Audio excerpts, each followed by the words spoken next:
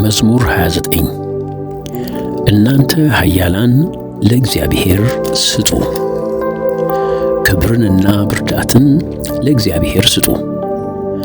ለስሙ የሚገባ ክብር ለእግዚአብሔር ስጡ። በቅድስናው ግርማ ለእግዚአብሔር ስገዱ። የእግዚአብሔር ድምፅ በውኆች ላይ ነው። የክብር አምላክ አንጎደጎደ። እግዚአብሔር በታላቅ ውኆች ላይ አንጎደጎደ። የእግዚአብሔር ድምፅ ኃያል ነው። የእግዚአብሔር ድምፅ ግርማዊ ነው። የእግዚአብሔር ድምፅ ዝግባን ይሰብራል።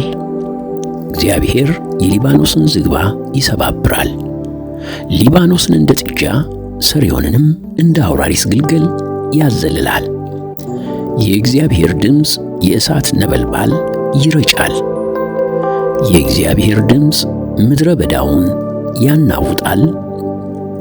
የእግዚአብሔር ድምፅ የቃዴስን ምድረ በዳ ያናውጣል።